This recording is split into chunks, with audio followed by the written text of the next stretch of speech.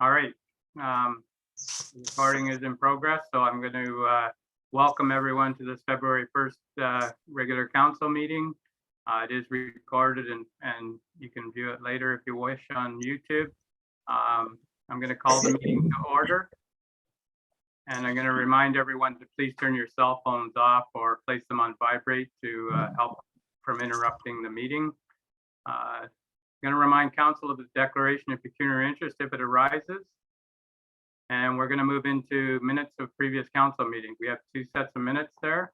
If they're all in order, I'm going to look for a motion to receive them. Motion to approve, Mr. Mayor. Okay, moved by Councillor Ellis and seconder. Second the motion, Mr. Mayor. Seconded by Deputy Mayor Duro. All in favor of the motion? And that's carried. Okay, our first item on the agenda is the planning report. Arya, you have something here with a request to reapply for a minor variance. Yes, Welcome, good morning, Mayor. Oh, pardon me, sorry. Good morning, Mayor. Good morning, Council. The Planning Department received a request from Karen and Bill Reed of 41 Fire Route 84A.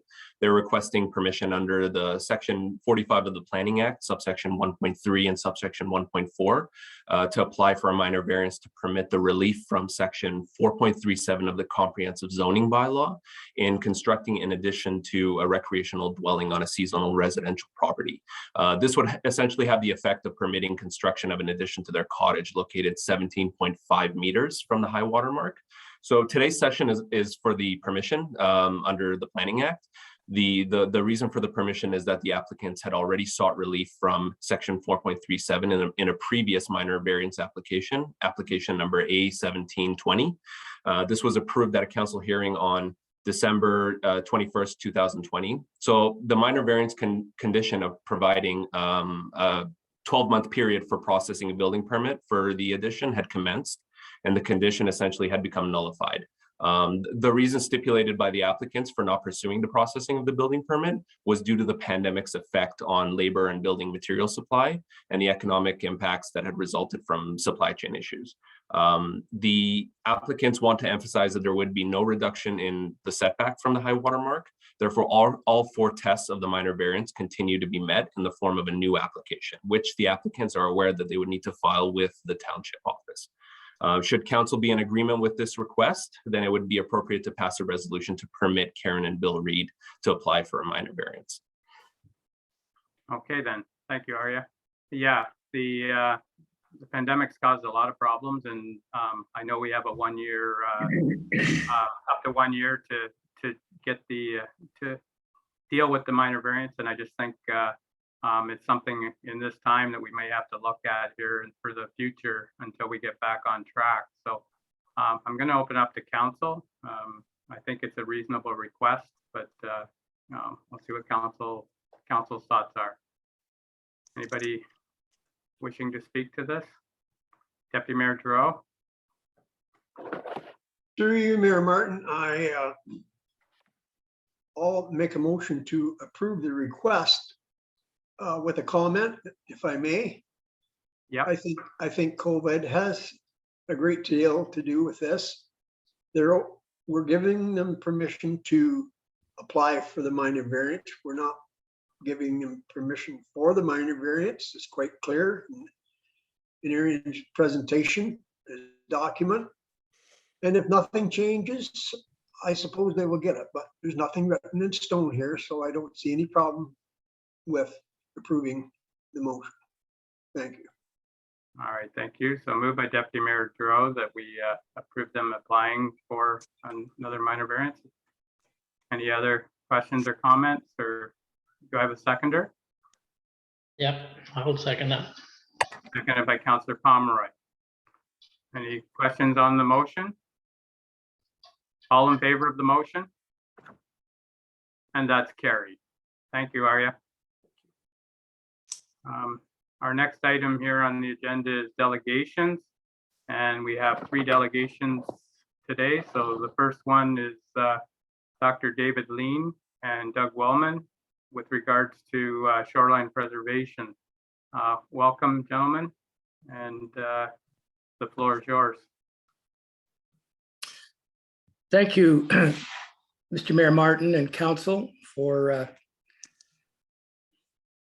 hearing us today. I think Dr. David Lean is having difficulties. I don't see him. Yes, I'm here. Oh, very good. Okay, Dr. Lean, go ahead. I was looking, oh, there we go. Wonderful. Technology is great. So yes, I'm going to say a few words about, can you hear me okay, everybody? Yes. Okay, going to say a few words about the importance of shoreline protection. And I go back and forth between two terminologies. Shoreland is what we're really talking about, which is the part of the land that's near the shore, whereas shoreline is kind of where water and land meets. So it extends to the shore processes. Can you show me the next slide? Yeah. So I think also if you give me full screen, if you press on PowerPoint, this works fine, but it's not quite the whole story here. Anyhow, as we all know, lakes bring people, and people, of course, improve the economy, and they come to our lakes for a lot of good reasons, boating, fishing, cottages, etc. And so it's really important that we keep the natural resources healthy, and particularly the shorelands or shorelines. So next. So Havelock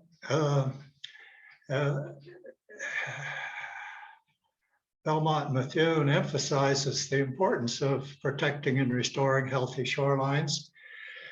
And certainly property owners are encouraged to support long-term goals of the township to protect and restore natural vegetation, limit tree removal, and meet septic tank regulations. But this is just an example of some building that took place on Brooks Bay at Jack's Lake, $1 million cottages, and there was some limit on tree removal, but you can see there's a clear path between the cottage and the lake on a steep shoreline. So next. This is another few cottages just a little further along, and if you look carefully, you see the bright green grass. And this only comes when you've been using fertilizer, and fertilizer and lakes don't go well together. They contribute to weed growth in the front. And also, if you notice, there's hardened shorelines where they've put in some rocks. And this is what's needed to avoid erosion once you've reduced or removed the natural vegetation. So next slide. This is a view from where my cottage is on, overlooking Sharps Bay, and you can see it looks pretty special. And so most of our shorelines are still in pretty good shape. So next. This is another shot from down in the Stony Lake, Clear Lake area. And you can see the well-developed and vegetated shoreline. And it's where land and water meet, the so-called riparian zone. And here we have a rich complex of habitat that supports plants, microorganisms, insects. And so this is what we're talking about, what needs to be protected. And in contrast to the lakes like Stony and Clear that have very stable water levels, up in the headwaters in this township, we see water level drops of about 1 meter. So there's a kind of a dead zone. And so this also needs to be taken into consideration. Because of the drop in water level and exposure in the wintertime, it's quite a different situation, which emphasizes the need for shoreline protection. Next slide. So what's the difference between an area that's disturbed and an area that's natural. The big point is in runoff. Very high runoff in the disturbed shoreline, and along with it comes a lot of erosion and loss of topsoil, contributing to increased sediments, and sediments are the perfect place to grow weeds. So next. This shows some extreme examples, and you can see that what people think might be good for making their place look nice is in fact a prescription for problems in the future. Next. So what shouldn't we do? Construct large cottages on small lots? And the misuse of heavy equipment, it makes it easier to bring in some bulldozers and earth movers. But the more you disturb the natural habitat, the greater problems of soil erosion. We should try and leave as many natural trees as possible and natural vegetation, and try and avoid exotic plants. A lot of people think, wouldn't it be nice to bring in some sand and have a nice beach? Well, it never stays there. It gets moved along and also disrupts the natural sediments near the shore. We should also avoid garden soil because it too brings nutrients. And when we change flow patterns, often we say, oh, maybe we could put in a concrete pier or a boathouse here. But as soon as you do that, again, that destroys the natural currents and affects the natural shoreline with the consequences that I mentioned. So what's next? Next slide. Next. Can I have the, yeah, there we go. So it's kind of a general theory across our province that many lake associations, planners, and elected officials would like to do something.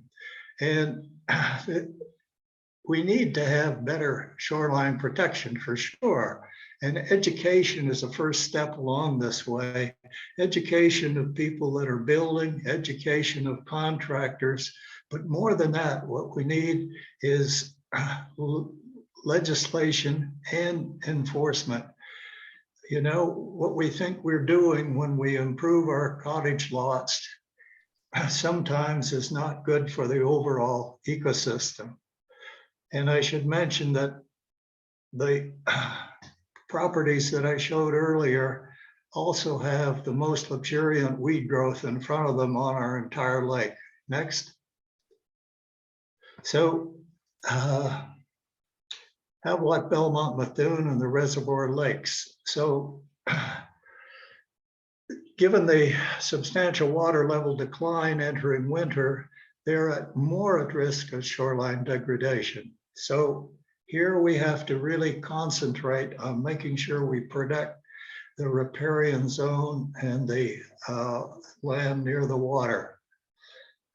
Because the low winter levels is essentially a dead zone. It means that bylaw models from other jurisdictions may not be suitable for reservoir lakes. So next slide. So the purpose of this meeting, I think, and I'm only presenting the beginning, is to emphasize the urgency of preserving natural shorelines and the need to step up public education and raise awareness. So property owners and contractors are particularly critical. So environmental damage from disturbed shorelines results in economic consequences. Next slide. So we are a group headed by Rosalind Moore, and we have Mary Webb, Alex Constitu, Deborah Anthony, Doug Wellman will speak now. I have come into this group and have a PhD in freshwater biology, so add this to the mix. So that's all I had to say. Thank you. Okay, thank you. And Doug, you're going to add some to this delegation. I will ask you to keep in mind the time. So Yes, Mr. Mayor. So thank you, Dr. Lean. I grew up on Anstruther Lake, just outside of Apsley in North Corth, and my parents bought a property there in 1956, portaged in, and then built a cottage in 58.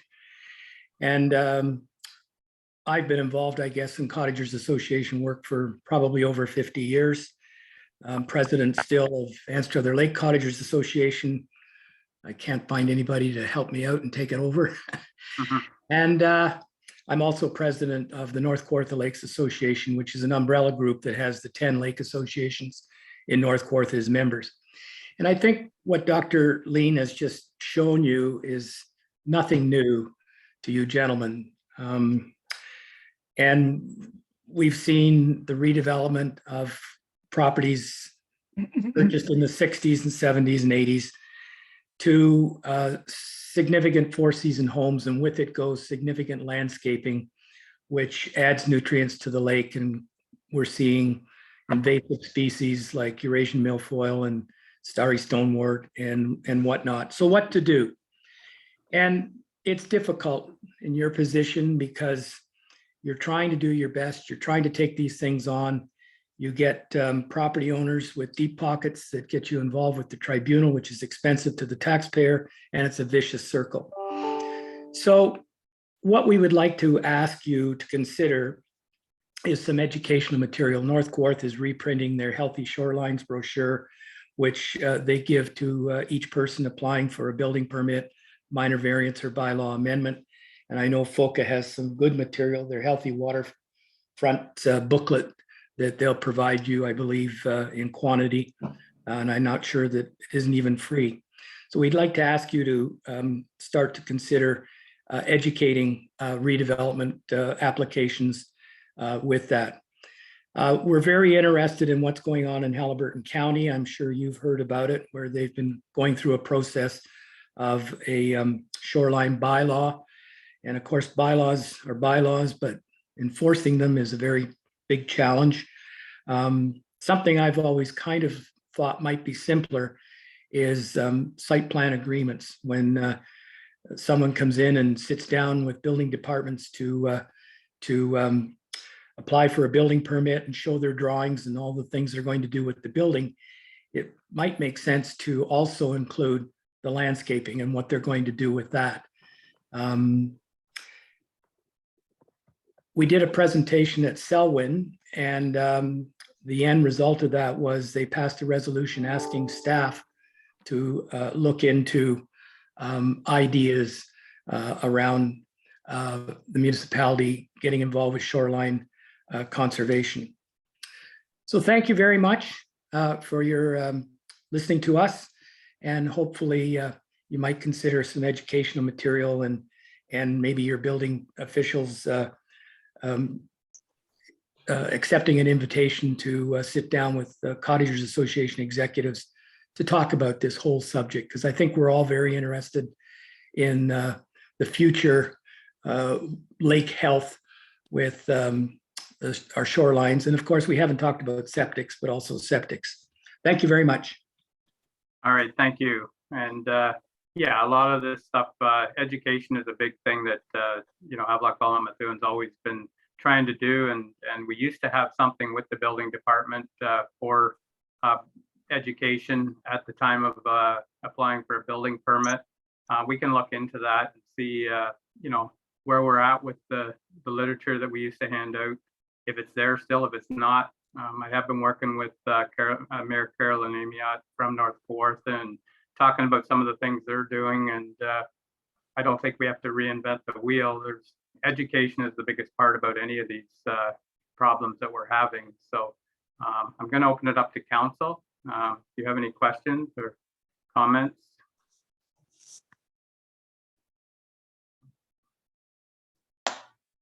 Okay, Deputy Mayor Giroux, go ahead. Thank you, Mayor Martin. I want to thank both speakers for bringing this forward today. And as you stated, Havelock-Belmont-Methuen is very fortunate to have the lakes that we do and the rivers. And I want to thank the lake associations, all of them, for doing what they're doing, because the council as a whole may have a little experience, but we don't have the experience that the lake associations do. And without them, our lakes would be in a lot worse shape than what they are. So anything that this council as a whole can do for education, starting with that, I think we should be a big part of it. So thank you for your presentation. Thank you. Any other comments or questions from council? Well, I'm gonna look, okay, go ahead, Councillor Ellis. Through you, Mr. Mayor, just briefly, the presenters mentioned FOCA, and just quickly commenting that Terry Rees, who was at our recent council meetings, would play, I would think, play an important role in what the presenters are talking about today. And excuse me, he's always eager to be involved with lakefront property. So just that comment through you, Mr. Mayor. Thank you. Okay, well, I'm going to look to council if we could get a motion that we work with our partners like FOCA and our neighboring municipalities to upgrade our education program that we have with regards to shoreline preservation.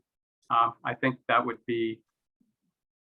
cover a lot of this, and we can come back with you know, an updated plan here. I don't know what council's thoughts are, but I think it would be good to start with FOCA and our neighbors. So Councillor Webb, go ahead.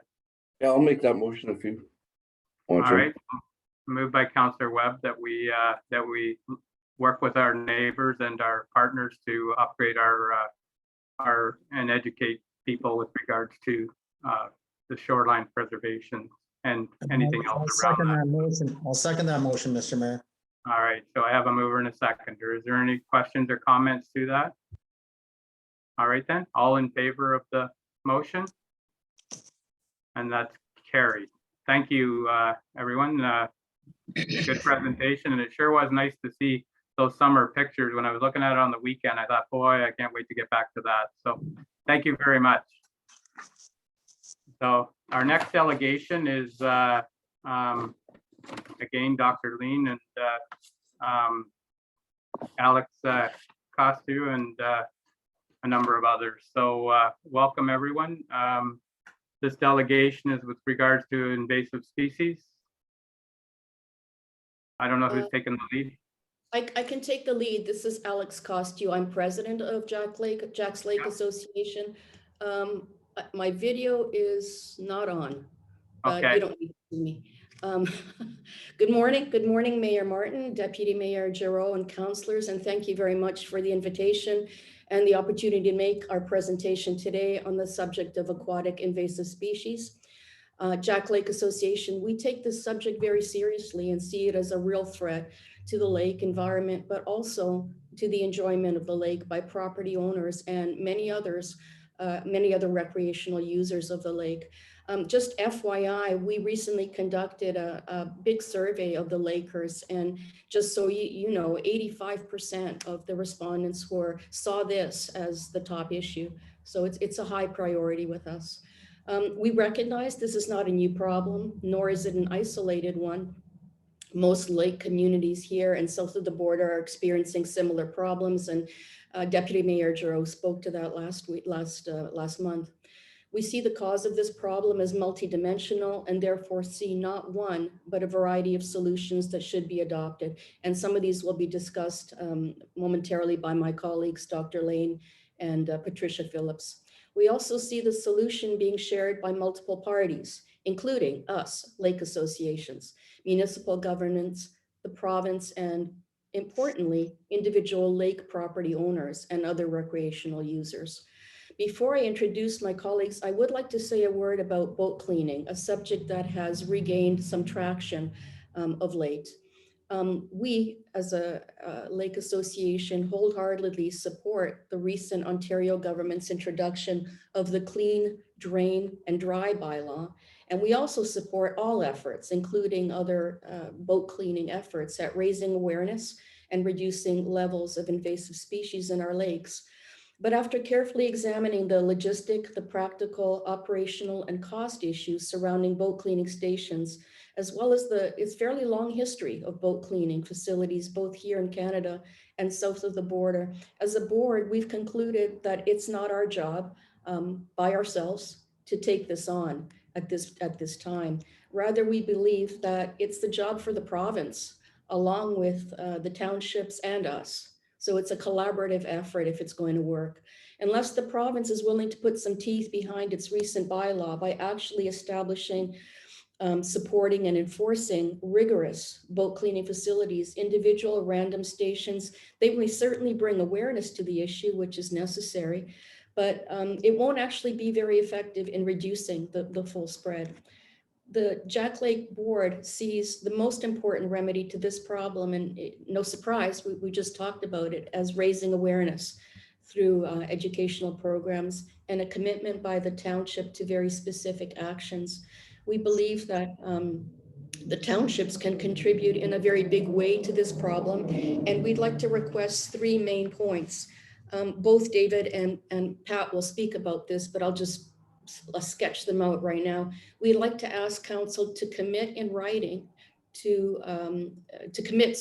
writing a letter to the province asking for the prohibition of the use of pesticides in our lake, to also commit to providing signage on invasive species to assist with education and awareness.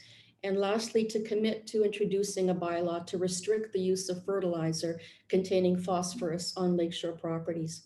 At this time, I'd like to give a proper introduction to our Jack Lake's co-coordinators of environment, Dr. Lane.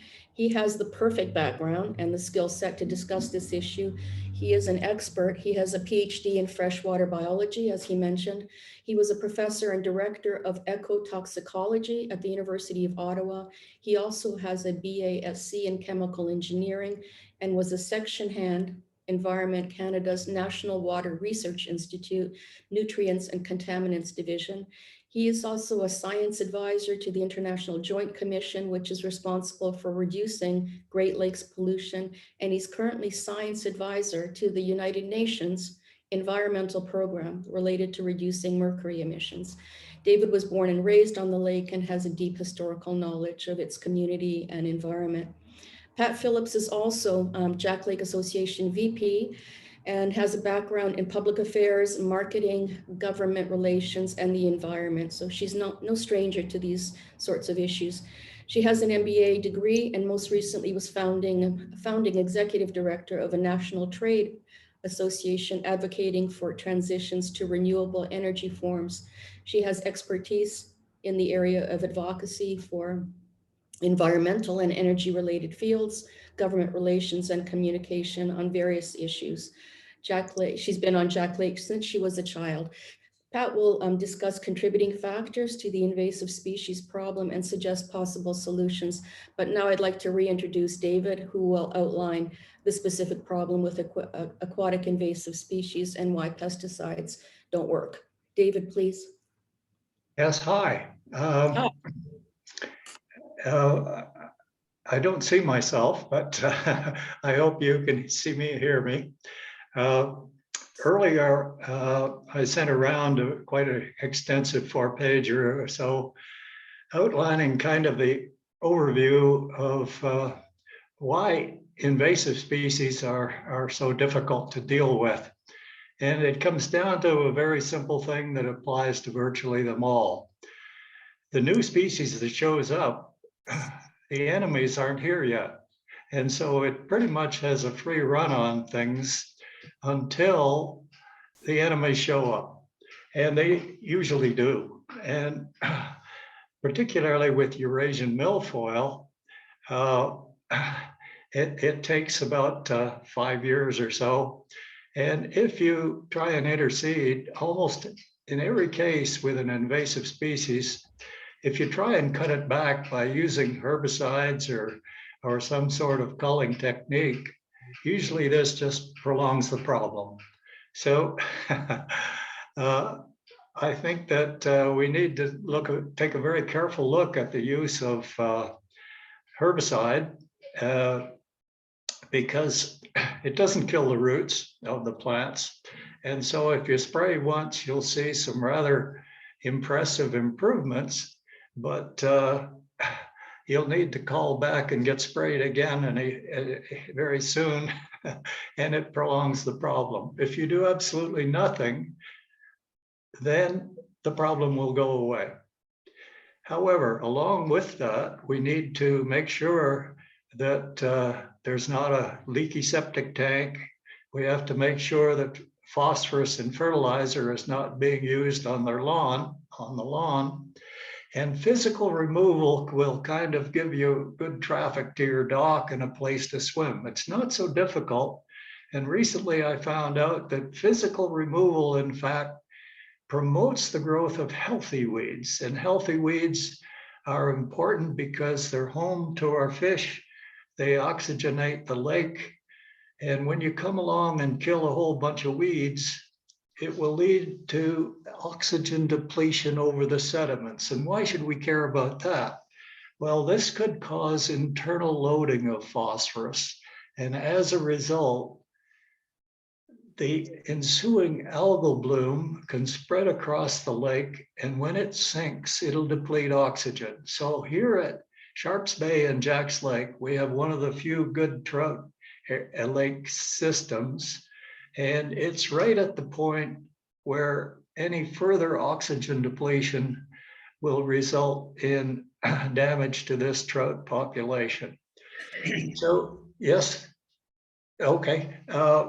Anyhow, I also provided in the outline the FOCA position, which is to avoid using herbicide and some of the details associated with it.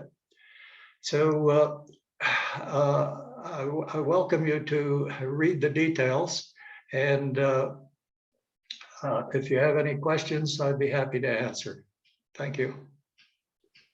Okay. Thank you. Alex, is that the end of the report you had? Yes.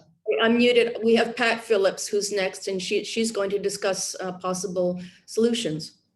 Okay. Yep. Thank you. Thank you. Thank you, Mayor. Thank you, councillors. I'm just going to add to David's comments. I'll just speak briefly, but with a few more ideas about what we can do about invasive species in our lakes. And what I'm going to do is actually outline two specific requests for practical measures that we think HBM can undertake to help prevent further inroads by invasive species. And as we've heard, you know, this proliferation of weeds in particular is caused by a confluence of factors.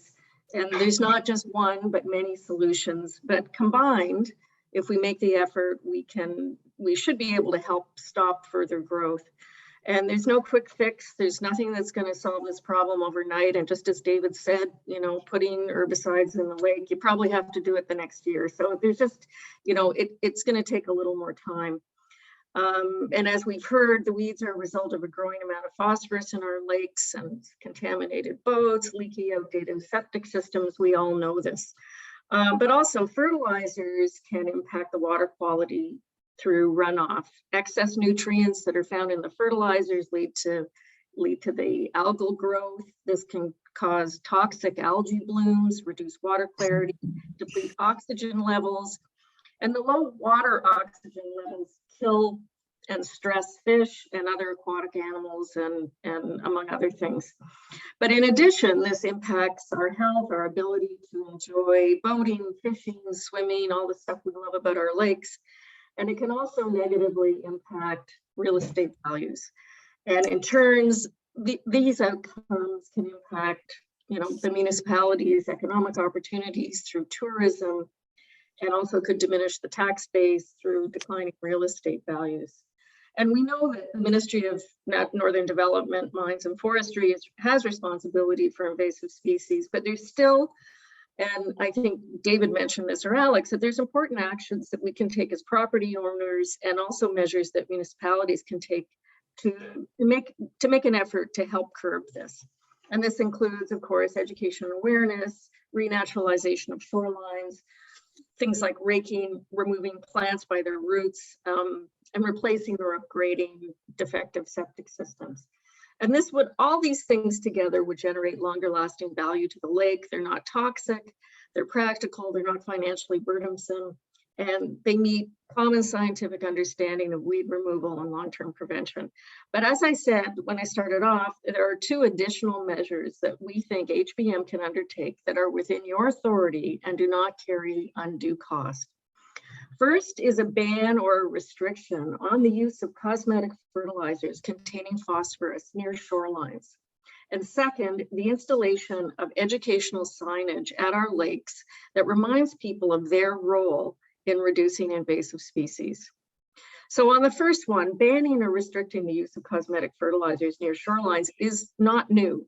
There is precedent for this in other jurisdictions who have adopted these measures to improve water quality and reduce the proliferation of invasive species.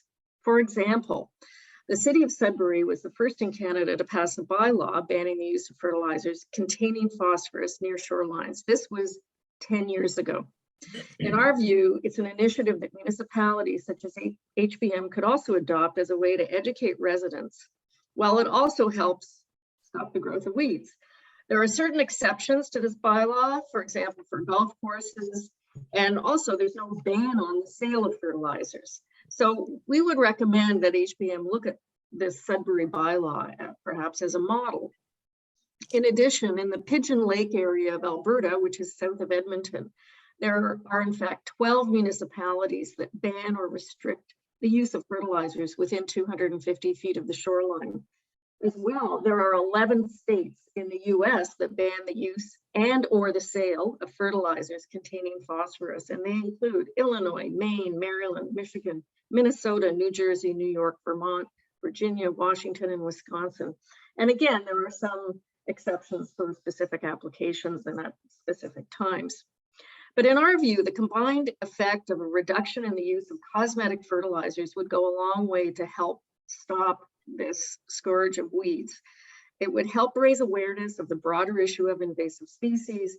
It would have no or minimal financial implications, and it would not affect local merchants since it would be restricted to shorelines and would not include a ban on the sale of fertilizers. And to supplement the goal of education and awareness around this, the township could also include, for example, information inserts like in tax notices about why the use of cosmetic fertilizers is restricted. It should not be seen as a punitive measure, but rather as a concrete way to help our lakes and educate residents. Second, another practical and inexpensive measure is to install signage that reminds people, visitors and residents, that their actions can help minimize invasive species. Because again, we know it's from a lot of different things. We think this can be at various places around the lake, the boat launch for sure on Jack's Lake, but also other areas of high visibility such as roads and other township property. We are asking that HBM Council consider adopting these 2 solutions, a ban on cosmetic fertilizers near shorelines and educational signage in our community that builds awareness and action around invasive species. Both measures would send a strong signal that HBM has a commitment to the health of our water, our environment, and to our local community. I just realized I didn't have my camera on. That's fine. It's There. yeah. There I am. Okay. Well, thank you for your presentation. And you kept pretty well within the time limit. We are busy today, but a lot of good information here. And I think it goes along with the previous delegation that there's a big education aspect to the problems that we're having. And, you know, a lot of it may sound simple, like the signage and that is all easy, and education, we can look into that and work with FOCA and our neighbors to come up with a plan that works for everyone. As far as the banning of pesticides, that's going to take a little more investigation and see where we stand on that. As far as a municipality, it is more of a provincial thing, but we can see what we can do to help you with that. So I just want to be clear. Sorry, I just want to be clear that it's not really, it's only near shorelines. So you're really not, you know, it's limited and specific. Yeah, okay. So what I'm going to suggest today is after we receive your delegation, that we tie this in with the previous delegation, that we really look at our education material and see what we can do to help you in the short. And, you know, we can move on with some of the other things are going to take a little more time, but there's things that we can have done fairly quickly without reinventing the wheel. And we work with FOCA on most things like this. So I'm sure we'll be talking to Terry Reese again here in the near future. But Alex, you had a question? I just wanted to underline my request and David's request, and that is to help us with the province by writing a letter to the province and you know, restricting or prohibiting the use of these pesticides in the water, because they're long-term not doing us any good. So I just wanted to remind you on that. I'd like to pick up on that just a little bit. We didn't say much about human toxicity, and a lot of the spraying is done fairly close to shore because that's where the weeds grow. And there are coastal currents, and in Jack's Lake, it moves from where it's been sprayed to the neighbor's water intake. And so, along with what Pat was saying about signage, it was certainly inadequate at the last spraying that all of the cottages were properly notified. We need to know when the pesticide is being added. And they say, well, you can maybe drink the water in 5 days, but the active ingredient in reward is called diquat. And you may be familiar with it because that's the chemical they use to kill potato plants at the end of the season. So it makes it easier to harvest. And I should add that this is now banned by the European Union and it can't be used. There's some very recent publications out now challenging the safety of this product. It seems to affect your nervous system. And more recently, papers are suggesting that it affects your kidneys. So we've been lucky so far, but the immediate results are pretty impressive. The weeds that are making it difficult for swimming and boating disappear. So you think, oh, well, that's good. But if it happens more and more throughout more and more lakes, I think somebody might get sick. And of course, dogs can't read, and if they drink the water after it's been added, they might get sick, as well as other plants. In my outline, I was surprised, but apparently it can kill eagles. And if eagles can get killed, why not loons? It is toxic to birds. So I think a careful review of the toxicity is probably in order, but to be on the safe side, let's not use it. Thank you. Okay, thank you. And I think that can, you know, is a part of the motion as far as the education part is something we can move on quickly. As far as the spraying in the water, and I think that's something we'll have to talk to our MPP about and see what's going on there and understand it better. A lot of these things, Jack's Lake isn't a part of the Crow Valley Conservation, so some of these things with other lakes, we would speak to them about some of the issues that you have. But moving forward, there's a lot of things here that we can help you with, and I think that's what this motion would do is we'll work with we share the lake with North Kawartha, so we're going to be working closely with them and working with all our partners like FOCA and come up with a resolution in the end that helps everyone.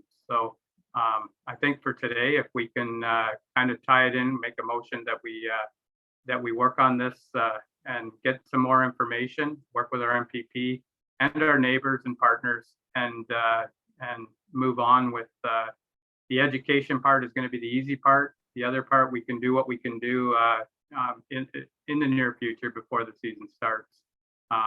It's not going to be hung around for a long time. We'll deal with it as soon as we can here and come up with something that works for everyone. You just put a lot of work into this. There was a lot of information to digest, and you know, moving forward, we'll do what we can to work with you like we do with the rest of the associations, and everyone will be involved in that part of it. So we'll work with the HMLA and you know, all the partners, and we'll come up with a resolution here that's going to satisfy everyone, I think. So so I'm going to ask council maybe on top of receiving this, that we tie in, that we look into some education material and we speak to our MPP about the spraying and see what we can do with that also. So, I'll make that motion, Jim. okay, moved by Councillor Webb. Do I have a seconder for that? Okay, seconded by Deputy Mayor Giroux with a comment. Is that, I see you're on, oh no, okay. Is there any comments or questions around the motion? Councillor Ellis, go ahead. Yeah, excuse me, through you, Mr. Mayor, I think our delegation is looking to council to send correspondence to support the cause to the province. Is that going to be included in this motion, or are we entertaining another motion to address that? My suggestion was that we speak with our MPP and understand it better before we bring a motion for that, and find out what North Wharf is doing and how they're dealing with it being a shared lake. Maybe we could send it together if that's what they're doing and support their letter. I just need to understand more about it and work with them to make sure it's a worthwhile resolution. Okay, that's fine. I just wanted a clear understanding. Thank you. Okay, thank you. So we have a motion on the floor. If there's no other questions, I'm going to call the question. All in favor of the motion? And that's carried. All right. Well, thank you everyone for these two delegations. They were really informative, and we will work on it and hopefully come back with something that suits you. Thank you very much. Thank you. Thank you. All right.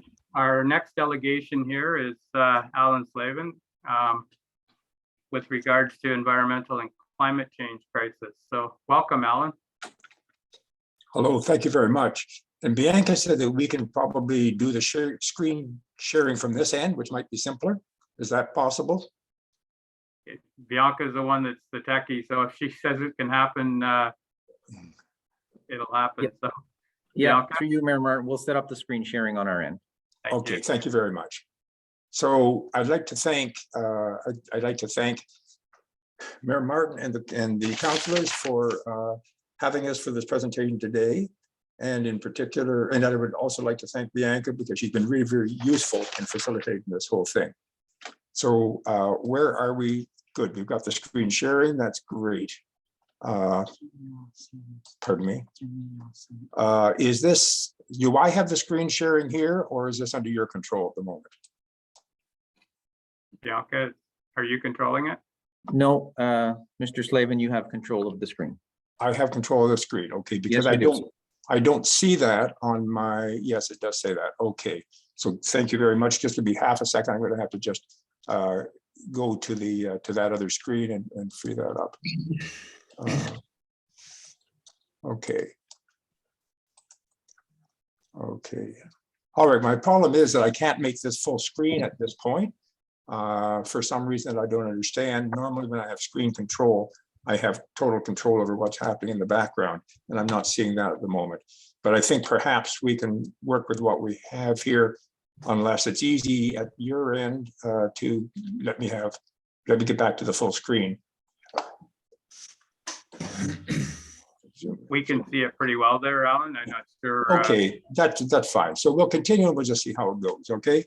So, okay, no, I'm okay. Thank you. Things are working better than I thought. So let me start by introducing ourselves, who we are. My name is Alan Slavin, and I'm here with my wife, Linda. We've been working towards this presentation, and we're part of the group for our grandchildren. I may mention that both Linda and I have been very much involved with Sustainable Peterborough. I was on the steering committee, for example, that developed the climate change action plans for the city, the county, and all of the townships.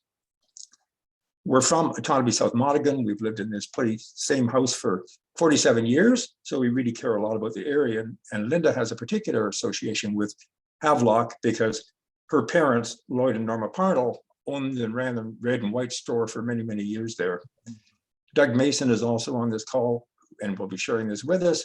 And he is from Twin Lakes, where he's lived for 25 years. Linda won't be talking today just because her voice doesn't carry particularly well. So So, yeah, thanks for having us here. We are for our grandchildren. You can see our website there, check us out sometime. We are a local climate change action group. We're working with citizens and governments to do three things. We want to inform, inspire, and motivate for climate-friendly action. We're here today because we know that municipalities like ours, like Havelock-Belmont-Methuen, we know that municipalities worldwide are making the biggest contributions to reducing carbon emissions. We're closest to the problem and we're closest to the solutions. Next slide, please. So we, as for grandchildren, we have our monthly meetups, and I'd just like to draw your attention to two recent meetups that we've had and topics that were discussed there. These will be discussed further on in this presentation. Al will detail some of this. We invited Pat Learmonth to come to talk to us about regenerative farming and climate change and how we can sequester carbon in the soil, for one thing. We also had a presentation on home retrofits and whether that's improving the insulation or actually changing a fuel source, but how we can reduce our carbon footprint in our individual houses. And I'd just like to point out that two of the important aspects of this is that they are these are actions that empower the individual to make the action. We're not waiting for somebody else to move on that. Now, Al, I see a change of the screen. Yeah, for some reason that just switched on us here, and I'm just trying to bring back the original. I wonder. Okay, perhaps I know that your township can do this as a backup, and this isn't working the way I expected it to. Can we just leave the screen control here? Okay, we're back here, so I think we're going to be okay. All right, thank you very much. Okay, so this screen talks about the climate change action program that your township has already developed and passed. It's under the Partners for Climate Protection, which is part of the Federation of Canadian Municipalities, FCM. And this is the program that you developed locally and passed in 2016. There were 3 milestones to begin with. The first one was to create baseline emissions inventory. The second was to set emissions reduction targets. And the third one was to develop a local action plan. And these were the 3 areas that you accepted in 2016. That included a promise, a commitment to reduce your greenhouse gas emissions by 25% by 2031. Milestones 4 and 5 were the implementation of a local plan and monitor the progress of that plan. And Partners for Climate Protection have no information on you for the implementation of that plan or monitoring the progress, and that's what we want to be talking to you about today.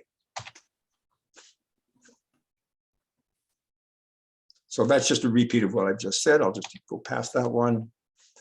So I want to start just by mentioning the Climate Caucuses. We're going to come back to this. GAIN is an organization under the Federation of Canadian Municipalities. It's a network of 400 local elected climate leaders. These are people like yourselves, councillors or staff members. And they meet monthly in about an hour meeting for sharing best practices on reducing carbon emissions, but also preparing for the climate change that we can't avoid. And we know that that's already happening to us. So we're going to get back to the Climate Caucus in a minute.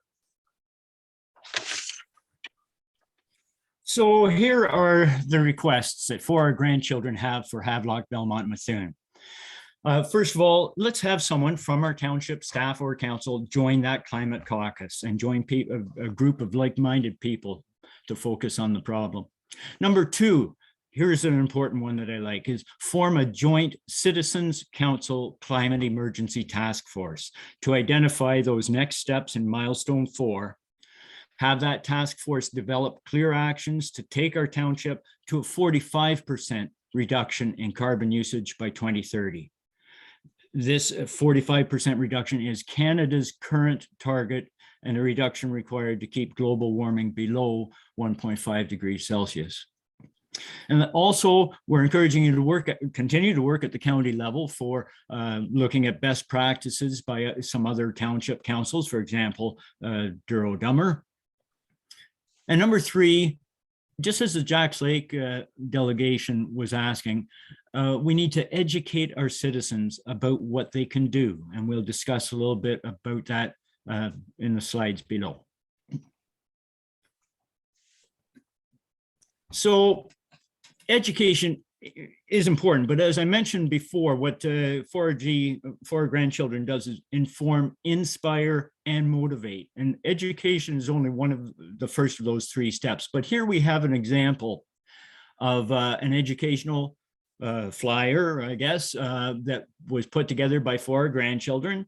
It details a lot of the problems of the climate emergency and then some of the solutions as well. And just like the Jacks Lake delegation, we look forward to this being mailed out with the tax bill. That would be one way of getting it out to our local citizens.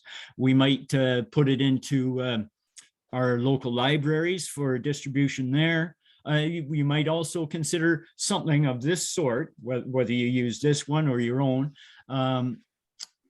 published perhaps in the Havelock Rail or perhaps even the community press, but one way to educate our citizens. Next slide, Al. And of course, there are other ways to educate our citizens. We know that you don't have a mandate for some of the issues, but you are people who influence others. And you can support these following ideas, especially for rural areas. And the 2 ideas that we've mentioned already, regenerative agriculture, which, if you don't mind me saying, is very similar to or comparable to the Jack Lake delegation for protection of the shorelines. But regenerative agriculture is being practiced in the county. One example is Yorkshire Valley Farms, the Ahrens family farm, and they're not the only one within the county.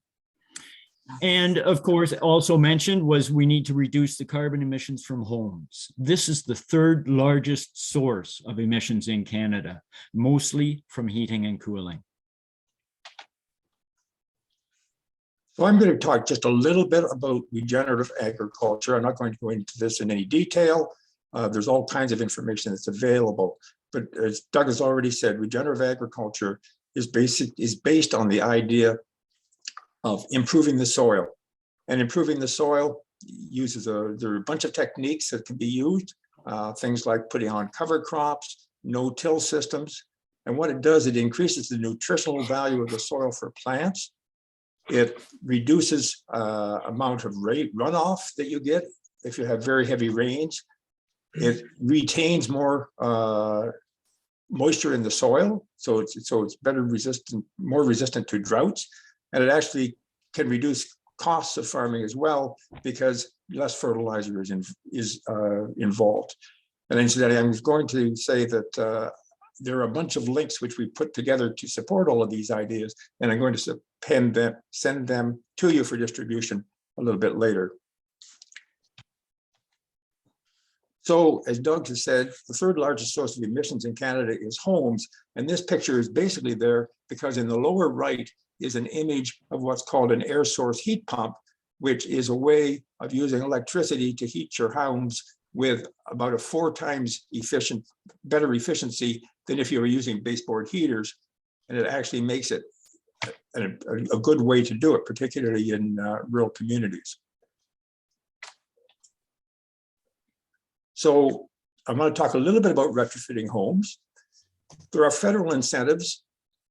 There's $600 towards an energy audit. That means you bring a professional in to go through your home, tell you what you can do, where you get the best payback for your money.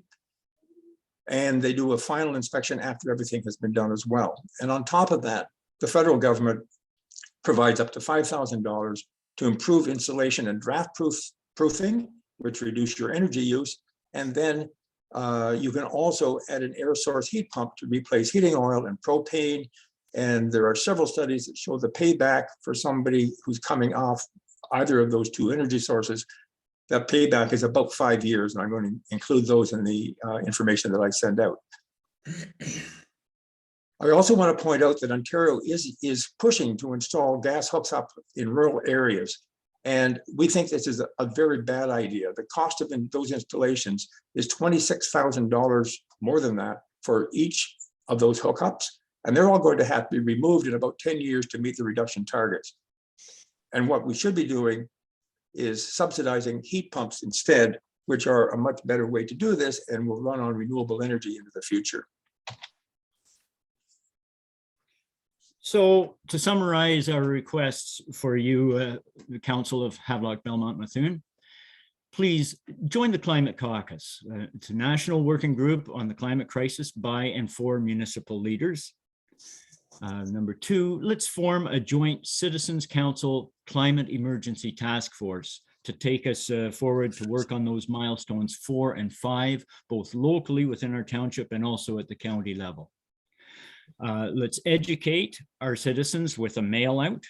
Let's influence farmers and homeowners regarding regenerative agriculture and reduction of carbon emissions from buildings. And importantly, let's listen to the youth. Yes, they are our future, but more importantly, they are their own future. Okay, so we're nearing the end here. I was wondering how to explain this cartoon, and what I see here, this large screen of all the issues and concerns that we know about climate change. We've known them for decades and decades. And yes, we still have 1 or 2 deniers in the world, but for the most part, we are these people in the audience sitting on our butt waiting, because we're waiting for someone else to be the savior here. And what we need is to be informed, yes, but also to be inspired and motivated to get out of those chairs and start making a difference in the world ourselves. So that's what we're asking from you, is to continue your good work with milestones 1, 2, and 3, continue with milestone 4, and to inform, inspire, and motivate the citizens of Havelock-Belmont-Methuen. Okay. So here we are at the end. Just before we do ask about questions, I would truly appreciate, you've had a lot of information dumped to you both from Jack's Lake and us. We would really truly appreciate a response back after you've had a chance to digest some of this stuff. Give us an idea what you think the future in Havelock-Belmont-Methuen might be with our work on climate change. We look forward to emails from you on that. And so finally, are there any questions you have for us now? Yeah, I'm going to open it up to council. If you have any questions, I have a couple of comments, but council, go ahead if you have any questions. Okay, Deputy Mayor Giroux, go ahead. Thank you, Mayor Martin. Thank you, Alan, for your presentation. It's very, very important. Our climate change, we all know it. We seem to get buried in other things. We're also busy, but it is very important. I realize that, and we all realize that, the council as a whole. You've asked some asks here. I think if you give us some time, and I would make a motion to receive the delegation and give us some time for council to go through this and see if we can come up with a plan. To ask council members or a council member or a staff member is a pretty big ask. Perhaps there's someone in the municipality that would like to sit on this, and this will have to be discussed by council. Maybe that's not feasible, or yourself. But we are busy too, and it's hard to find the time. So you give us some time to figure out a plan and let us get back to you. So Mayor Martin, I would make a motion to receive the delegation with thanks. Thank you. Okay, so we have a mover to receive the delegation, and Councillor Webb is going to second that. And I appreciate you coming out today. Like the Deputy Mayor said, there's a lot of information there, and that's exactly what I was going to say, is maybe there's a way of setting up some sort of an advisory committee that can look at this, but we'll have some good discussion and come up with something that works for everyone. It's been a lot of environmental things today on the agenda. I don't know whether that's a coincidence or what, but there's a lot to take in here. So, so I have a mover and a seconder. Councillor Pomeroy, if you speak to the motion. You're muted. I thought I was going to get through a day without saying you're muted. No, I would just like to say, I don't think that we've sent our up-to-date information on what has happened in the municipality with our new street lights, lighting in the arena, you know, so on and so forth. We are trying, and I feel that probably the fact is, like I say, we haven't updated our information for you. So I think we're doing better than what most people think we are. Yeah. Okay, Alan, a wrap up. Yeah, if I can just make one comment. When we asked about somebody being on the climate caucus, that's not a lot of work. That's basically just an ear to what's going on across the country, so that people in your municipality can be aware of what's happening in other municipalities. It's not, it's not a lot of work. It's just a question of knowing what's out there and saying things that you can possibly emulate that are best practices in other institutions right across the country. Okay. So we'll have some more discussion on that. I think we had the person that we had on there, I think is off right now, but yeah, we'll look at what we can do and to help you out in this. So thank you very much for your presentation. I have a motion on the floor with a seconder. I'm just going to call the question here. All in favor of the motion? And that's carried. So we will get something going here, Alan and Linda and Doug. Something will be happening in the near future. We'll just find out where we're at. Like the deputy mayor said, this is important to us. It's just the time has been going by. We were involved in 16 and maybe something has slipped off the cart. So we'll follow up. So and thank you very much for our grandchildren. Yeah, thank you. All right then. So that's the end of the delegations. So we're going to move on. Thank you, everyone. That went really well. So the next part is staff reports for information, and it's CAO Bob with regards to the vaccination clinics we have. Yes, through you, Mayor Martin, this report summarizes the 4 vaccination clinics that have been held here in Havelock. The 4th clinic was held on January 11th, and there were over 300 doses administered, 384 to be exact, and 366 of those were 3rd doses. By far the most successful clinic. Peterborough Public Health has been extremely happy with the response from Havelock. Thank you, Bob. And I think that's really shows that we're being so far out on the east end of the county. It's been hard for people to get to these things, and by helping them by opening these up, it's really helped move things forward. So thank you for that. I'll look for a motion to receive that report. Motion to receive, Mr. Mayor. Moved by Councillor Ellis, seconded by Deputy Mayor Giroux. All in favor? Thanks. Oh, with thanks, yeah. Okay, all in favor, and that's carried. Okay, next we'll move into staff reports for follow-up action. And our first item on there is David Bond with regards to the budget dates. So we have a schedule there. Yes, I do, for everyone's review and open to feedback. So you have the agenda 8 in total that takes place from now, essentially, well, starting on the 15th and wrapping up in the first week of April. It is a multiple pronged approach, top down. It allows for feedback, both from our valued citizens, from our department heads, and of course from our councillors, allowing everyone to have their input and for us to prioritize accordingly.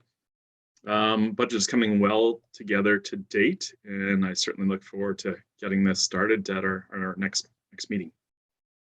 If there are any questions along the way, I'm an open book, and we'll certainly revert quickly with anyone's feedback, whether it's internal or external. If there's any questions, please let me know. Okay, well, thank you, David. And I just wondered, like it is a lengthy process and I totally understand that. And if that's the way it has to go, that's fine. That April 5th, I guess there's no way of tightening that up another, like one meeting, or you might want to look at that for February meeting there, if there's any way of tightening it up a little bit to finish a little sooner. But it's a good process. I think it opens up for, the public will have a chance for their input after the draft budget's released, and that's the way we're doing it at the county. We received the draft budget at the county last week, our last meeting, and we're going to be having a public meeting tomorrow night at the county for the public to have their input. So similar process, just a little bit behind there. But anyways, I'll open up to council. Any questions or comments on the schedule here? Okay, Councillor Pomeroy. You're muted. And then Deputy Mayor Giroux. No, I think it's a great schedule. I think everyone has a chance to express their views. So I would like to thank David for having a proposed framework so that we can work with. Okay, thank you. Deputy Mayor Giroux, go ahead.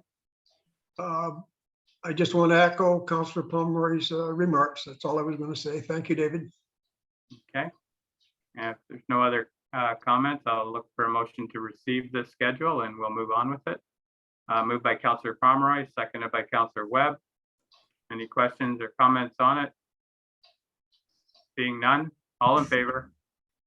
And that's carried. Okay, thank you, David. Thank you. All right, our next item here is the Code of Conduct, CAO. Bob, you had. Yes, through you, Mayor Martin. The Township Code of Conduct was outdated. Staff did reach out to our Integrity Commissioner to update that Code of Conduct, and further to the staff report, over a dozen sections did require some updating or amending, and they are there attached to the report. All right. Any questions or comments from council? Not, I'll look for a motion to receive that report. Sorry, moved by Councillor Ellis, seconder. Councillor Webb. All in favor of the motion? And that carried. Thank you. Next is exemption from a canteen bylaw. And we have a bylaw in place that this place is just looking to go around it a little bit here, which is probably something we need to look at again anyways, but I think it's a reasonable request, and there is support from the neighboring restaurant with regards to who wanted to. Bob, you want to speak to this? Through you, Mayor Martin. Actually, you summarized it quite well. So the current bylaw does not permit a mobile canteen within 100 meters of an established eating establishment. So the bylaw, there is an event that is proposed with the canteen operator as well. So the request is for an exemption to the bylaw to allow for these 3 special events. Okay. All right then. So Councillor Pomeroy, go ahead. Yeah, I'll make a motion that we exempt from this bylaw for the three different requests. All right. So we have a mover to go with the recommendation, and do we have a seconder? Councillor Webb is seconding that. Any questions? All in favor of the motion? And that's carried. Thank you. All right then. So we have several items here under the correspondence action items. So I'll move into them. The first item on here is the traffic light petition and all the signatures. This has been going around for quite a while, and it might be timely that we could possibly forward this on to MTO for them to see what we're up against here. We do this every term or every couple of years. We look into that intersection, and might be time to take the public's signatures here on how important it is to our community. So I'll look to council what your thoughts are. Councillor Webb, go ahead, and then Deputy Mayor Giroux. Yeah, I think that's a good idea, Jim, that we forward this to them. I believe the last time they were here was in 2019, just before the pandemic. This issue was brought up. We were told at the time there wasn't enough serious accidents to warrant lights there. Obviously, the members of our community disagree. So I would make that motion that we forward the petition and the comments onto the MTO. All right, so I have a mover. Do I have a seconder? Deputy Mayor Giroux, you had a comment there? I would second that motion with a comment. So there's no misunderstanding. Council, as Councillor Webb has indicated, we've worked diligently on this for a number of years. And if Peter Lawson is on, he may have, I'm sure he's in contact with them all the time. Peter, have you anything to add?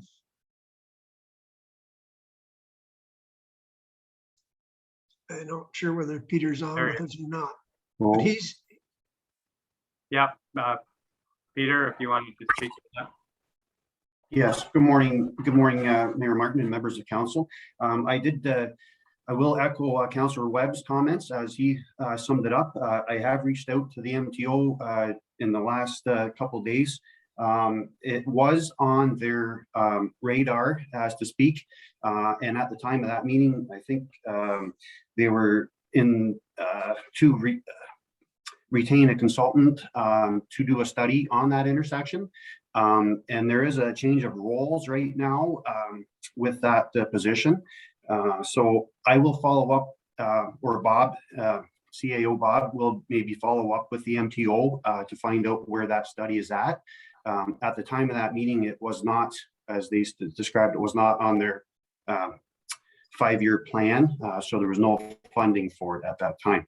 But there is a study apparently in progress for that intersection. All right, thank you, Peter. Thank you, Peter.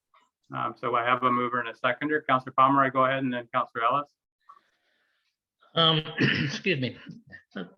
We have lengthy petitions here, and I wonder if our MPP, David Smith, could help us out with this. It's something that's been brought up for years now and years and years, and when now we're in the 5-year plan. I think we were in that about 20 years ago, but they finally put up a caution light on 7, a few years back, but it doesn't do the job. The corner has to be changed. So I just reach out to anyone that can help us, and maybe David can help us and show these lengthy, petitions, because everyone around, and you don't have to be from within the municipality of HBM, but it's dangerous to anyone on number 7 and the intersection. Okay. All right, thank you. And that's something we could add to the motion, that we copy MPP Dave Smith on this when we send it to MTO. That way he'll be aware of it. Okay. Councillor Ellis, go ahead. Yeah, through you, Mr. Mayor, to echo Councillor Pomeroy's comment also, if we go back several councils back, this, as you say, has been a topic. The other part of the topic was the reconstruction, as Councillor Pomeroy has indicated, the reconstruction of that corner. Because as we all know, if you're heading north on Mary Street and you come up there, the way the highway is laid out, it's a dangerous view there. You almost have to pull out into the traffic to see what's coming. So that was part of the equation for many years, the reconstruction of that curve there on 7. Okay, thank you. So I'm going to ask the mover and the seconder if it's okay to add on there that we copy our MPP on that. Dave, are you okay with that? we'll copy Dave Smith on that too, along with MTO. I think it's good to have these names. I don't know whether we've had, a petition like this to go with our request. So let's see where it goes, and hopefully it helps us. So it has been on the table for a long time with no movement. Maybe this will help. So I have a mover and a seconder. I'm going to call the question. All in favor of the motion? And that's carried. Thank you. Next, we have a letter here from the Peterborough Humane Society, and this letter was sent to all of the townships in Peterborough County that didn't support their fundraising plan. So I'm not sure how much it's going to affect us, but I think it's something that for today we would receive it, but we could ask staff to follow up with the Humane Society and ask them how the fee for service is going to look. And there's going to be more discussions, I think, with the CAOs and all the municipalities in the county that were affected by this. I think everyone was except for one. So anyways, what's your thoughts here, Bob? What would you? Through you, Mayor Martin, you are correct. The CAO group will be reviewing this letter, as all the townships, with the exception of one, did receive it. That meeting is coming up later this week. I have also reached out to the Peterborough Humane Society. No response yet, but we will be having discussions with them to see and review a path forward. Okay, thank you. So I'll look for a motion to receive this, and we follow up with the Humane Society to come up with a resolution on how we work with our municipalities. So moved by Councillor Webb. Do I have a seconder? Seconded by Deputy Mayor Giroux. All in favor of the motion? And that's carried. Okay. The next one here is, I don't think it's as simple as what's said here, but dissolving the Ontario Land Tribunal. I'm sure there's some that would like to, but I'm just not sure by taking away that step if it's going to suit everyone. So what's council's thoughts? Go ahead, Councillor Pomeroy. Yeah, through you, Mr. Mayor, I think we should sit down as a council as a whole, and also we need our CBO involved with this, because it's quite a process to try to change, and for someone just to send you a letter requesting that you want to dissolve this, you know that we've had a problem getting everything else passed through the Ontario government, and the hoops and loops we've gone through. But maybe there's a reason, and let's put it this way: the upper tier government still controls. So I would like for this to be brought forward somewhere where we can sit down and discuss this topic. Okay, thank you. Councillor Webb and then Councillor Ellis, you had a comment before we look for a motion? No, I'm Oh, good. sorry. Okay, Councillor Ellis. Yeah, through you, Mr. Mayor. If you read the correspondence, what they're looking for, and they indicate in their correspondence that over 50 municipalities have already wrote or passed a motion to support this resolution. As we all know, red tape was supposed to be improved, or improvements through the government to eliminate some of the red tape, which we haven't seen much of. And that my interpretation of this correspondence requesting a motion to support it is to help deal with just that, the red tape. So I think it's just it's a good thing. It's a motion to support, as 50 other municipalities have, as it says in the correspondence. And I think it was a good piece of correspondence and something council should be considering. Maybe we want to talk about it further before we send or pass a motion to support it. But it's nothing but a good thing. It was trying to eliminate some of the red tape that's always a problem, as we all know. Okay, so I think you're both saying the same thing here. So I'll look for a motion. We can either just receive it for today to get more information, or somebody can make a motion that we support it and see where it goes. That's the options here. So whatever your thoughts are. Councillor Ellis? Again, through you, Mr. Mayor, I would look to CAO Bob for his comments. Okay, Bob? Yes, through you, Mayor Martin. We can certainly go in either direction. If council chooses to support this resolution, we can certainly do that and send it off with our support. If council chooses to examine it further and get further input on this, we can certainly do that as well. Whichever you prefer, Mayor Martin, we can go in either direction on this one.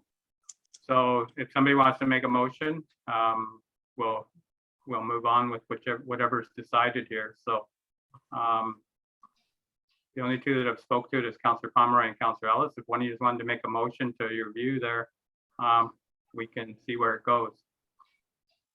So anybody, Councillor Pomeroy? Yeah, well, excuse me, I'll make a motion that we receive it at this time and get further information. I know just because there's other municipalities that have accepted it. Let's find out, because I still say that the upper tier government controls, and I don't want to get into a battle with the provincial government at this time or any time as far as that goes. For something that's on the books, in one way I support them, but I would still like some more information on where this is going. Okay, all right, thank you. And yeah, okay, so I have a mover for this. Is there a seconder to that? Seconded by Deputy Mayor Giroux. Okay, I'll open it up to any comments around the motion. I think, Councillor Ellis, it goes along with what you're saying. We'll get some more information, and it's received, so it can come back if we need to. So, okay, so let's see where this goes. All in favor of the motion? And that's carried. Okay, thank you. Now I'm going to ask for council's thoughts here. Go ahead, Bob. Sorry, through you, Mayor Martin, there was an item prior to the Ontario Land Tribunal item number 3. Sorry about that. Yeah, I see. Okay, I clicked past it. So, okay, we have a letter here from the VON with regards to lighting up the building blue. I don't know how to do that, but I'm sure there's a way of doing it if we can work with them here. But what's council's thoughts about looking into this? Councillor Webb? Yeah, motion to approve the recommended or request, I guess, to light the town office up blue. Okay, we'll work with them on how to do it, but we might have to buy a bunch of spotlights or something. I don't know, but anyways, I'm sure there's a way of doing it. So we have a motion to work with them here. Is there a seconder to that? Seconded by Deputy Mayor Giroux. Any questions? All in favor? And that's carried. Thank you. So I'm just going to ask council, before we move into, there's 2 pieces of correspondence around the medical center. I just wonder, we have a letter here from Ambrose Moran.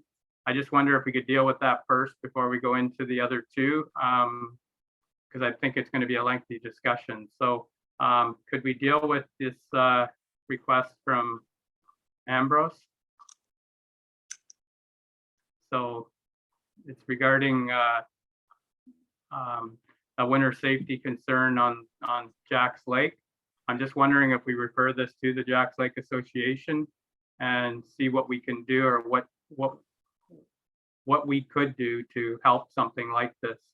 There's a lot around it here, but I think it would be a good thing to start with Jack's Lake Association. We've always worked with them before, and it might be something to get more on that. What's council's thoughts here? Deputy Mayor Giroux? My thoughts exactly, Mayor Martin. I don't think we should jump right now. We should get a hold of Jack Lake Association and figure out something such as we did for the waterway and the speeding signs, without getting ourselves in a bit of trouble here. So I definitely agree, but there has to be a process to do it. So I would make a motion that we contact the Jack Lakes Kite Association and get some input from them. And if it's attainable, fine. Okay, I'm seeing a request from Alex to speak to this. It's totally not normal to go back into that, but it's up to council here. If you wish to let Alex speak to this, they said they've dealt with it. I'm just seeing a message come across my screen. We do have a motion, and if we could get a seconder to get it on the floor, and okay, seconded by Councillor Ellis. What's your thoughts? Is it okay to let Alex speak? It goes around the process that we normally have, but there might be some information that we could take and put with the motion that as a follow-up for later. I don't think we can deal with it today, but we can get some more information while Alex is here before we move on. Is that okay with council? Okay, Alex, go ahead. You said your board has dealt with this. Thank you very much, Mayor Mount. Yeah, we've brought this before the board twice now. And we have issued on our website and Facebook a warning that the cutoff that used to exist, as referred to by Ambrose, and we've spoken to Ambrose about this, is no longer available to folks, and that they should basically be very, very careful. If that cutoff is not available, they'll have to find an alternate route, and it could be very dangerous. The narrows are typically very dangerous. And so we have submitted that warning. We would support signage, absolutely, but we don't think that this is a Jack Lake Association matter per se. We think it's probably a township and a provincial matter. And of course, we would support any kind of signage that would go up. But in terms of, it's private property, what we're dealing with.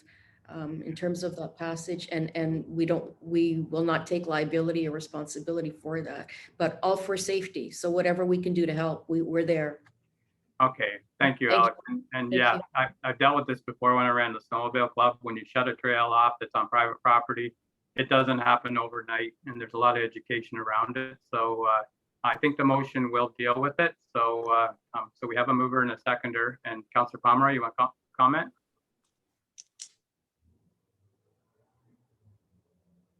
You're muted. 3 strikes, you're out, Barry. Yeah, okay, I'll go along with that. No, just one thing there. There's a snowmobile club association like OFSC. Do they not try to keep a trail open on most of these places? There's got to be somewhere they can go on the lake without going near the narrows. And further to that, you said it's a liability because the property owners don't want to, let them on their land, and because of liability. So does that mean you want to shift the liability to the township? You're asking me? Yeah. No, I think that the waters are, it's both the township and the provincial land to put signs about the danger of the thin ice, frankly. The private property, I mean, it's not what do you do? It's private property. And I've heard different things, and Ambrose is online. He could address this much better than I. He's very well versed on the history, but the land apparently has been vandalized. And people have taken down the gate, and it's a problem for the private owner. I don't know the owner, and I've never been there myself. So I think the motion will take care of all the questions or comments that we have here. I think we'll deal with it. We'll look into it and see what the best way to move ahead is. So so I think, thank you, Alex, for the. Thank you. Yep. Thank you. Yeah, and we'll see what we can do. Barry brought up a good point. We'll look into if there's a snowmobile club that's working in that area. It should be up to them to try and reroute everyone safely. So we'll look into it. The motion will deal with that, and we can move on. So if there's no other questions or comments around this, I'll call a question. All in favor of the motion? And that's carried. Thank you, everyone. That's, oh, sorry, Dave, go ahead. Through you, Mayor Martin, with all the lake associations and talking about water this morning, I would request a 5-minute water adjustment level, if that would be possible. Okay, I think you're right there. Okay, so we'll call a 5-minute recess here, and if we could come back at I guess, whatever, 13 minutes or whatever after, we'll move on with the next two items on the agenda. So 5-minute break. Thank you. Okay, thank you. So the next two items in correspondence are to do with the medical center and the process that we've been going through here for the last couple of months. I just wanted to say that we'll deal with these first, and then I have a couple of comments around this. But so I'll look to see if we can receive these two. The first one is from Debbie Otley, and it's not happy with the selling of the medical center. And so I know we've all read it. I don't know if you have any comments on it. If not, I'll look for a motion to receive that. Moved by Councillor Webb and seconder, Councillor Pomeroy. Any questions around that motion? All in favor? And that's carried. Okay. The next item on here is a letter from Dave Sharp with regards to the process and transparency of the medical center. A lot of information in there. I'll look for a motion to receive it. Moved by Councillor Ellis, seconded by Deputy Mayor Giroux. Any comments or questions? All in favor? And that's carried. So I have the last couple of weeks, there's been a lot of information shared around. I've had one phone call around this, but I just have to say that, back on November 16th at a regular council meeting, which was recorded, shared on YouTube and social media platforms, council unanimously voted to declare the medical center surplus and list it for sale. No one called or emailed any members of council at this time. Comments on social media only appeared after the building was listed for sale. I'd like to point out that we held 3 council meetings since that decision. Anyone concerned could have requested to be a delegation and attend a council meeting to provide their thoughts. A council meeting is the proper place to address your thoughts or concerns, not on social media, where there's a lot of willful ignorance, misinformation that is not accepted, that is accepted and shared with no regard if the information is correct or why the decision was made by council. Keep in mind, people could be creating election platforms or are personally angry at the current council or past council. The right information is always available to you. We're only a phone call away. 3 years ago, the council was elected by the residents of Havelock-Belmont-Methuen. We were elected to work on their behalf to encourage growth and the betterment of the future of the Township of Havelock-Belmont-Methuen as a whole. This meant that the people of HBM entrusted us to be their voice, to work within the community and all levels of government in an effort to make the best decision based on acquired information and knowledge in an open and transparent way. Not everyone will agree with our sometimes very hard decisions, and it's impossible to please everyone. But we make these decisions with a lot of discussion, knowing the decision was made to hopefully better our community. No decisions are taken lightly. This term, even through all the COVID protocols, we've made information more readily available than ever before. Pretty well putting it on a platter. We have our meetings recorded on video and posted on our YouTube channel. We share our meetings summary on our website, as well as on our social media platforms, and use Havelock Rail newspaper to help get the word out. We tell people to sign up for alerts to automatically receive specific information that they need, that they're interested in. Before virtual meetings, we were lucky to have anybody come to our meetings. Most of the information they received it through minutes. They weren't able to watch the meetings. We've kind of gone above and beyond here.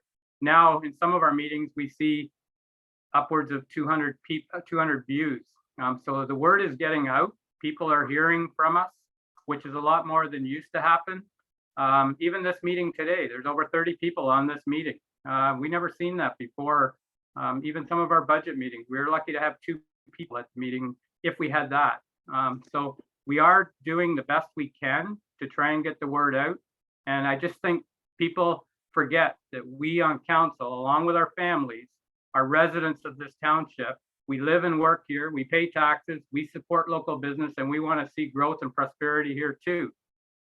We too care very much what happens here. And I think the people need to hear that, you know, we don't take anything lightly.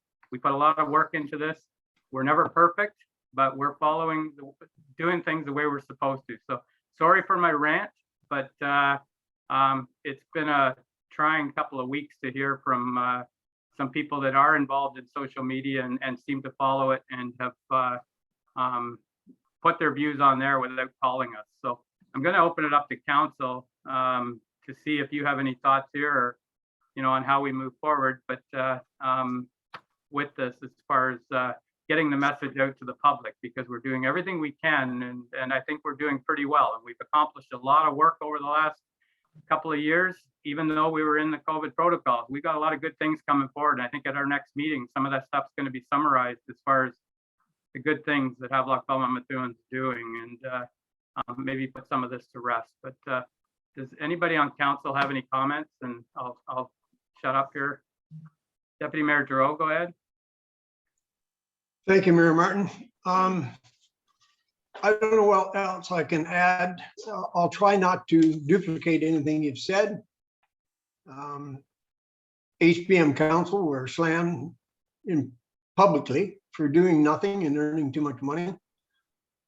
I don't think that's a fair statement without knowing all the facts. They don't know what I do or what members of the council do, how many hours they put in a week.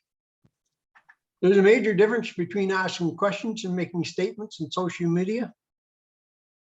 I think when you do that, you actually trash our community, and for me, that's not acceptable. I, like everyone, I get frustrated myself, and it's hard. This council and previous councils have always strived for the least amount of taxation to the residents while providing the best service possible. There have been projects that have been absolutely necessary for the municipality to move forward to meet the needs and demands of the people. Council as a whole has to prioritize the projects which are necessary and usually very costly. We continuously apply for grants, and when we are successful enough to receive them, we move forward on them, on all these projects. So for me, I just like to take a step back here, probably too far, but that's where I'm going anyway.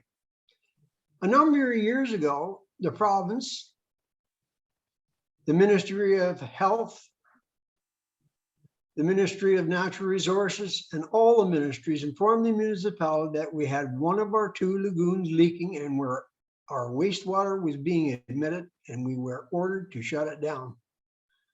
This mandate gave council no choice but to build a sewer treatment plant. And now it has come to the point where we need to expand simply because of growth and for future growth. For the next several years to the present time, council has had projects that were prioritized and priorities which the residents thought were needed, and some that were mandated by the governments. Our community is in need of a long-term care home, and our community wants a long-term care home, and the surrounding people in townships got behind us. This council and previous councils, with the help of our staff and citizens groups, spent hours and hours and hundreds of hours on this project. Council and staff made numerous trips to Queen's Park. We took 2 busloads of citizens and traveled to Queen's Park to show our displeasure in this not moving forward. The election came and a new government was formed, and I truly believe if COVID hadn't come along, we may probably have it built or partially built by now. The long-term care facility was augmented by a separate building for low rental income housing, large enough to facilitate community care and healthcare providers such as VON, and this has been accomplished. And it is beautiful, functionally building. Make no mistake, long-term care is still a #1 priority for this of our residents and our surrounding neighbors, and I feel it's only a stone's throw away. This property is fully serviced and ready to go and has been for quite some time. These are just some of the major projects that our community has been able to achieve over the past few years.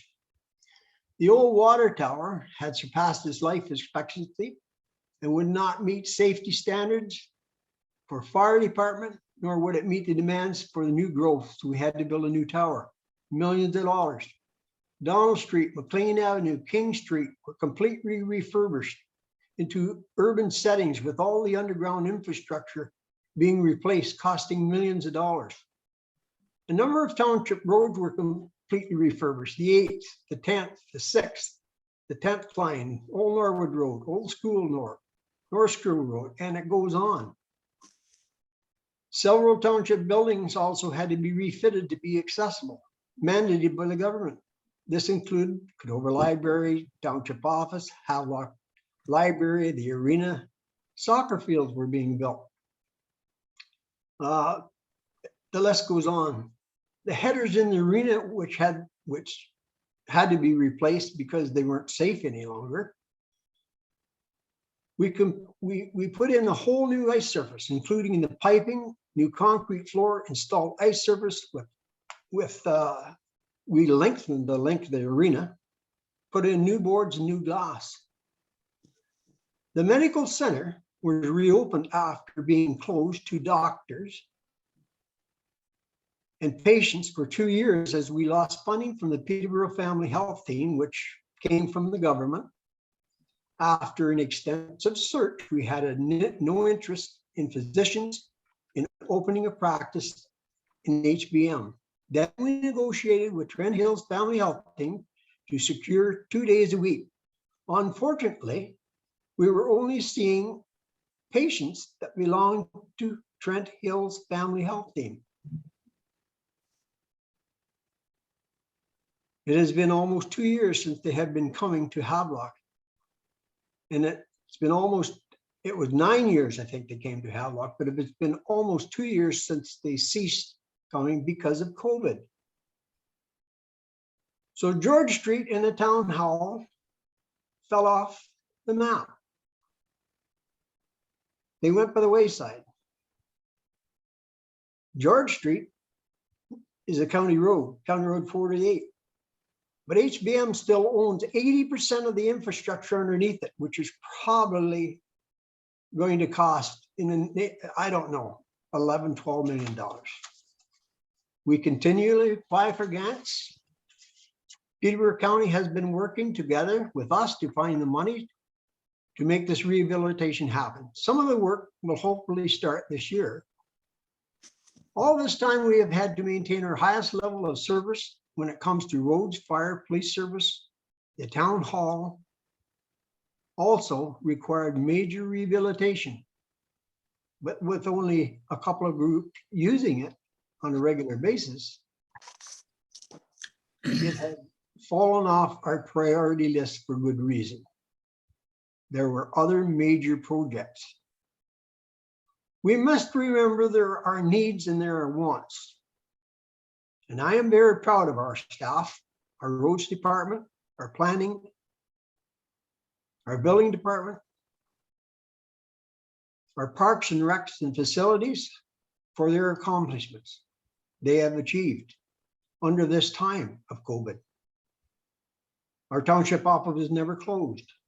We have a plan. We have a plan. We can't simply snap our fingers and tell the public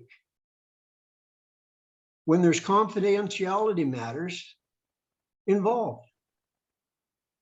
These are just a few of the decisions that this council and previous councils have to make.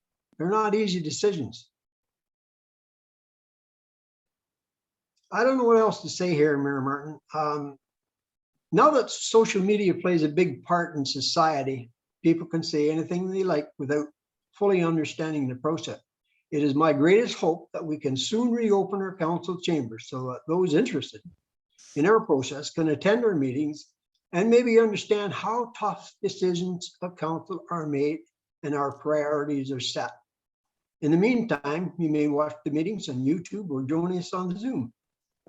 Bring your concerns to council, not on social media. Hopefully this,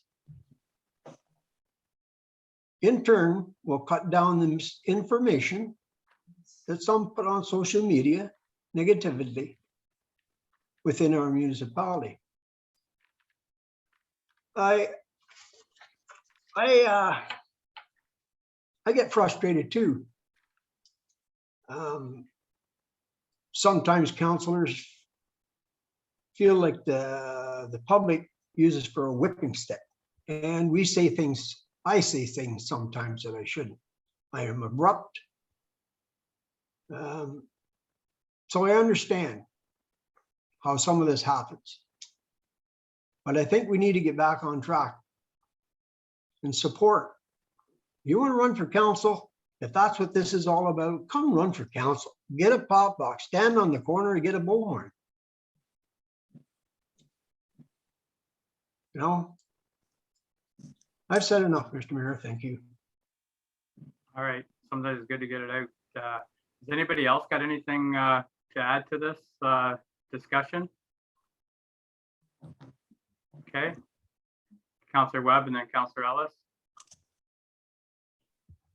Yeah, well, I'll just keep it brief. Just gonna say this has obviously become a contentious issue over the last month or so in our community. I feel, just my own personal feelings, I feel the process probably could have been a little bit more open and transparent. But at the same time, I don't think that we as a council were intentionally trying to hide anything from the public during this process. There were other factors that maybe the public isn't aware of, which is why some of these meetings ended up in camera and not in open session. Personally, I didn't see the urgency in putting the building up for sale at the moment. However, the rest of council disagreed, and that's a decision of council, and I'm fine with that. I felt in this instance, probably a public meeting might have served the interest of our community a little bit better. But that was not the decision. So, and moving forward, while I wasn't for this decision at the time, I am glad that the council has agreed that the monies from the sale of the property will be put in a fund used exclusively for a new or retrofitted medical center for the community. So I'm pleased that, as I said, the money, while we might sell the medical center, the money will be there to replace it or build a new one. So, and I'll leave it at that. Thank you, Councillor Webb. Councillor Ellis, go ahead. Yeah, excuse me, through you, Mr. Mayor. As a councillor sitting here, I'd just like to recognize both the comments from the mayor and the deputy mayor. Very well put to the public. I'd just like to add that this council and previous councils have always acted responsibly, working efficiently. That's one of my key words.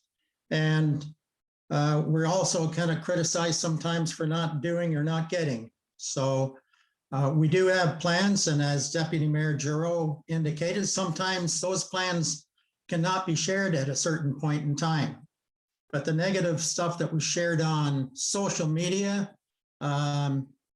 it's either somebody that's not been following our council transparent meetings or have personal gain. So, and to add to that, for those few, there's been lots of emails that I've received, people that have been following the social media negative comments that are in complete support of this council and what our plans are for the future. And respectfully so, as it's stated in some of the emails. So that's all I have to say. I'm proud to be part of this council. I'm proud to be part of the decisions that were coming forward for our municipality. Thank you. Thank you. Is there any other comments around this? This is your chance. It's go ahead, Councillor Pomeroy.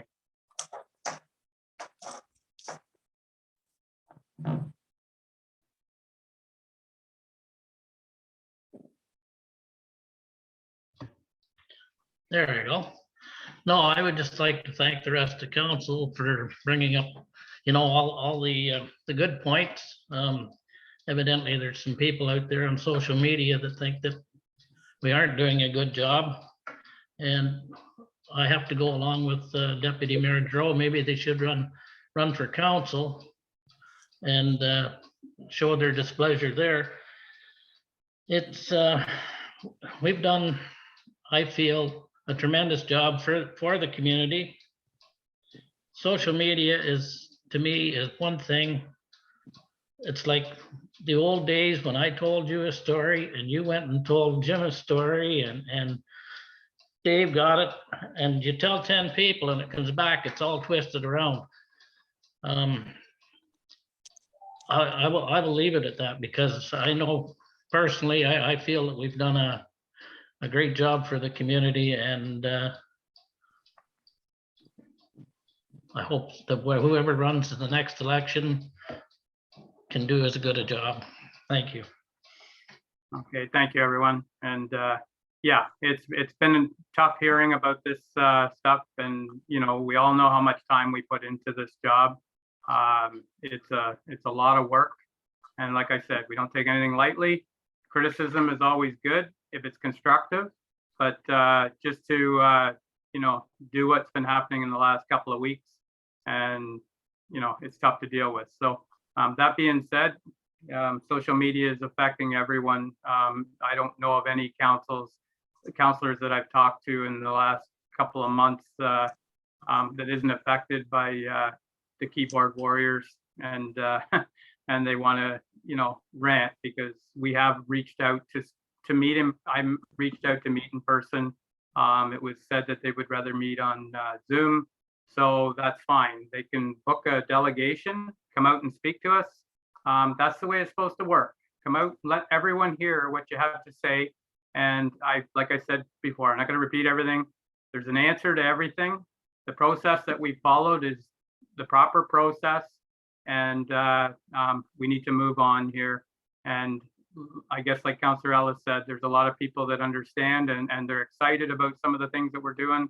And that's a good thing, because that's all we're trying to do is make Havelock better, or Havelock-Belmont-Methuen a better place to live. And we're starting to move forward, and there's lots of good things happening. So let's look forward. Let's not look back. We'll just deal with this in the near future and move on. So thank you, everyone. I'm going to move on in the agenda. Thank you very much for all you had to say. So we do have some information items. One goes along with this. We did have a letter from the Trent Hills Family Health Team with regards to the medical center that they will not be coming back. They don't have enough doctors over there in Campbellford to deal with their own problems. So they wouldn't be able to help us out here in the near future. They won't be able to help us at all. They're short of, I think, 2 doctors, and they have 2 more leaving. This is a big discussion for higher than us. This is the hospitals have problems before COVID. So we're hearing that every day. So I think we're all going to have to work together. There's no doctors in the small communities right now around us. I know Norwood has one, but I know others are struggling. So we're going to have to come up with a new plan, and not us. I'm talking about, the federal and the provincial governments are going to have to work on this. And I think they are. I hope they are. So moving forward, if we can get a doctor here, we're going to get a doctor here, and that's our goal in the end. Is we can make that happen. The building is a minor part of it. So so I'm looking for the other part. There was our long-term care home tender in the correspondence for information. Good news, they went out for their second tender has gone out. They hope that finishes on February 11th. Hopefully we can get some good news on that. That's some more good news. So so if there's nothing there that you wanted to pull, I'm just going to look for a motion to receive the correspondence for information portion of the agenda. That's moved by Councillor Webb. Do I have a seconder? Councillor Pomeroy. Any comments or questions around that? All in favor? And that's carried. Okay. Next, we have committee liaison reports, and I'm just going to try and catch up here. The first part would be a county update, and Dave, I don't know if you have anything that you wanted to update. We can keep it short today. It's been a long day, but you know, did you have anything that you wanted to bring into there from our discussion at our last county council meeting? Thank you, Mayor Martin. I don't have a lot. We had our regular meeting and we had our budget meeting. We had a long day. On our budget meeting day, we accomplished a lot. I think it's going fairly well, and stay tuned, I guess. Yeah. Yeah, so there's yeah, we talked about development charges, and that's going to be coming forward in the near future. And the OP was a big discussion on the county council meeting, and we have staff working on that. So everything's it's about 95% complete. So, you know, that'll be something to look forward to. Councillor Webb, you had something? Yeah, I just wanted to congratulate the deputy mayor on the plaque and the clock he received for his many years of service at the AOTA. I think that's really says something. And congratulations, Dave. I'd like to thank you for representing the township at the AOTA and getting all the work done on the trails. I know it's a lot of work for you traveling down there all the time to these meetings. But just for myself, and I guess the rest of the council, to you, thank you for all your hard work, and nice to see you've been well rewarded for all your efforts, David. Thank you. I truly appreciate those comments. It was a pleasure. It was my pleasure to represent our municipality at all the trails meetings. I would add to that through that, I got to represent Havelock in many meetings with the Via Rail. And I have a meeting scheduled in the near future with Via Rail, where I will once again be able to promote Havelock. We have the largest rail yard between Toronto and the Quebec corridor, and I keep telling them this is the place to put things. So it worked out well for everybody, and it was my honor to represent this municipality. Thank you, Councillor Webb. Thank you. Okay, so Bob, go ahead. Yes, through you, Mayor Martin, just further to your county reports, the report from yourself and Deputy Mayor Giroux. Just to note that the Township of Havelock-Belmont-Methuen was successful in a grant application. It was a joint application with the county, with the municipalities of Trent Lakes and North Kawartha. Approximately $231,000 will be provided for software modernization. So that is another little piece of good news. Perfect. Okay. All right then. So that's the county update. And just so you know, the draft that came in from the county was 3.05%. We're working on that to try and get it down, and that's going to be part of the process moving forward. So our next item here was summary of the council.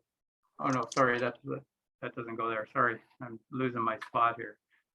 Anyways, Councillor Pomeroy, you were library board meeting on the January 13th, and you have some minutes there from November 25th. So I'll look for a motion to receive those minutes. So moved, Mr. Mayor. Moved by Councillor Ellis, seconded by Councillor Webb. All in favor? And that's carried. Next, we had Deputy Mayor Giroux with regards to meetings attended for 2021, list of meetings, and then Eastern Ontario Trails Alliance award. So we dealt with that. Congratulations, Dave. You represented us well. Did you have anything to say there with regards to that? Thank you, Mayor Martin. As usually, I look in my logbook for our meetings listed for 2021, and I went through my logbook, and I provided our clerk with the list of the meetings. There is one error. I went back in my logbook yesterday to make sure that it was right, and So I missed one of them on June the 6th. There was a June the 4th, there was a 6-line transfer station site meeting. I did not attend that, Bob, if you could correct that, which gave me a total of 88 meetings for the year of 2021. And those are meetings with agendas. That does not include preparation time or anything, but that's just to give you an idea of what council does. Thank you, Dave. And yeah, I give you credit for doing that. I've never, when I read this, I got looking back, and I use these 50-page lined pages for all my Zoom calls, and I've used 3 books so far. So I would think I've had 150 Zoom meetings over the past year. I didn't tally it up, but it's been a busy year. So thank you very much. And so moving on to mine, the conference calls, we did have a number of things, and I'm not going to get into too much here because we have been busy with this meeting. But I attended Roma last week for the Rural Ontario Municipal Conference. Sorry, Dave, I'll just finish up here and then I'll come back. Sorry. It was good. There was a lot of discussion around broadband and, you know, the Conservation Authority and all the changes that are happening there. Good seminars. It's not like in person. I said last year I wasn't going to attend again, and I kind of thought, you know what, it might be the only one going, and I got good information last year, and I thought I'll try it again. So it was 2 days of sitting in the office watching the screen and the presenters. They try to make it the same as when you're in person, but it's not the same. But the automated speed enforcement, there was a good discussion on that. And even around doctors, there was some talk around telehealth and helping rural communities. So there was some good things that came out of it, you know. And one thing with these virtual ones, you can go back and watch what you missed. So it's I will be reviewing it. There was a couple of things that I had question marks beside that I wanted to go back and look at. But anyways, I had the Police Service Board meeting on January 26th, and there is minutes there from October 26th, and I'll look for the motion to receive those minutes from the October 26th meeting. Moved by Councillor Webb, seconded by Deputy Mayor Giroux. Was there any questions around that? Seeing none, all in favor, and that's carried. Thank you. And there will be, we did have the meeting last week, and next month there will be some minutes around that. Go ahead, Dave. Just a quick comment through you, Mr. Mayor. I still belong to the EOTA Trails Network. I just didn't, because they gave me a clock and they didn't kick me out. I just stepped away as chair. I found that was taking up too much time away from the municipalities' responsibilities that I have for them. So I stepped away as chair, but I still represent our municipality on the board down there. Yeah, thank you. Thank you. Thanks. Okay, so that's the that's all we had under liaison reports. I'll look for a motion to receive those reports. Moved by Councillor Webb, seconder. Deputy Mayor Giroux, all in favor? And that's carried. Thank you. Next, there's no written or oral notice of motion. So going to move into new business. And the only thing I had on there was a community coordinator and communications position. And this is just similar to what we had before. It's not really a new position. It's just something that we haven't had for a couple of years when we had the economic development. So you can call it whatever you want, but my big thing was the communication part of it to help do better there. So I'm just wondering what council's thoughts are about looking at a new position, not a new position, but filling the position that we had to help us do a better job. What's your thoughts here? Councillor Webb and then Councillor Ellis. Yeah, I think we've had kind of minor discussions around this in the past. It's probably something that we should get on top sooner rather than later, but it's not something we can handle during the budget process, Jim. Okay. All right then, Councillor Ellis, what's your thoughts? And then Deputy Mayor Giroux. Well, through you, Mr. Mayor, as you indicated, we have discussed this several times. I would just like to see economic development tied into the role there more than just the communication part of it. Because I think, as we've talked many times before, we're lacking in that role to produce economic development in our municipality. So I would like to have that as a discussion with council to be part of the role played in this position. Okay, thank you. Deputy Mayor Giroux, go ahead. Thank you, Mayor Martin. Thank you for your comments, and both the other two councillors, thank you for your comments, and I agree 100%. We should put that foot forward, and perhaps as Councillor Webb has spoken to, budget time is the time that we should be investigating that. I think it's time. Thank you. Okay, thank you.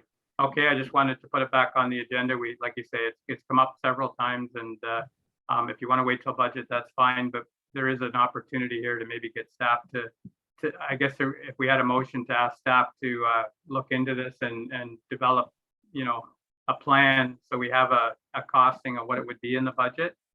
Go ahead, Deputy Mayor Giroux.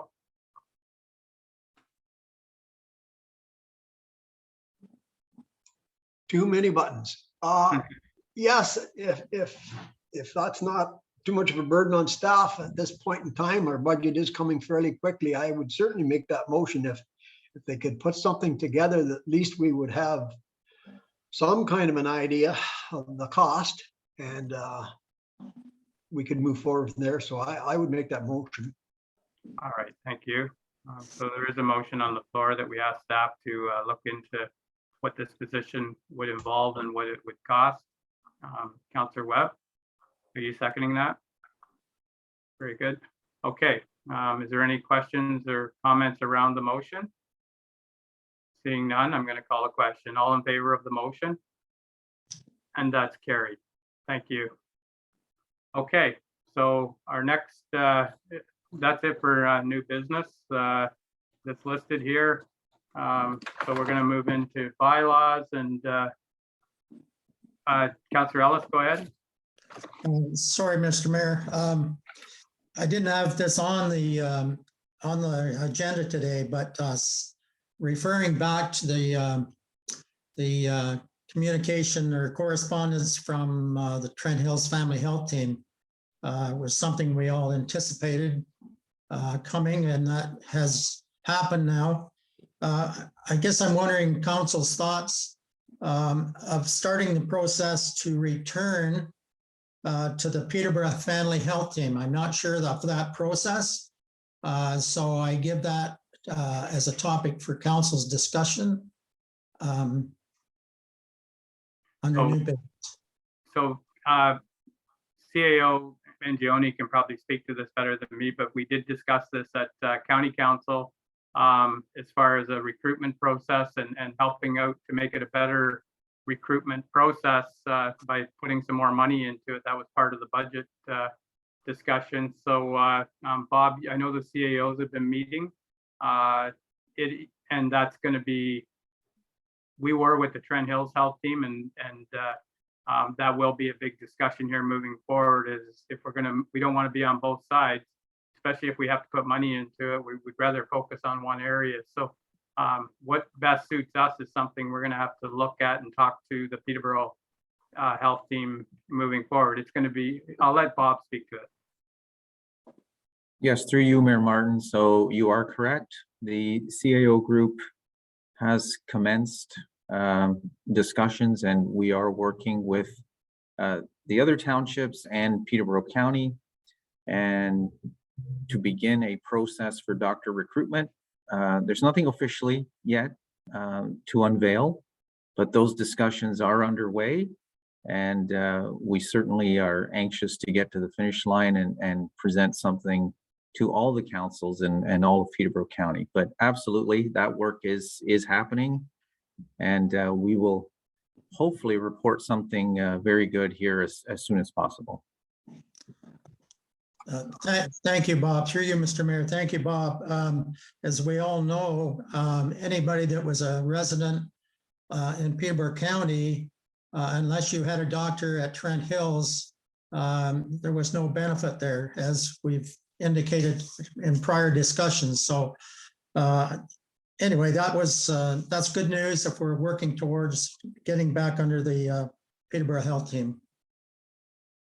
Thank you. Yeah, the Peterborough County is looking at stepping up the program. And yeah, it's still early right now, but this is a problem everywhere. Doctor shortages isn't just to Havelock-Belmont-Methuen, it's everywhere. And so the upper tier is going to take the lead here. And whether we go back with Trent Hills or stay with Trent Hills or go with Peterborough County, we'll keep following it, see where it ends up. And it's looking right now, if Trent Hills can't help us, we should be working with Peterborough County. So thank you, Bob. Thank you, Larry. We'll move on, but things will be changing in the future. So I don't have any bylaws listed here. So I'm just going to look for a motion for the confirming bylaw, and that's moved by Councillor Webb and seconded by Deputy Mayor Giroux. All in favor? And that's carried. And then the adjournment there, I think Councillor Pomeroy had his hand up.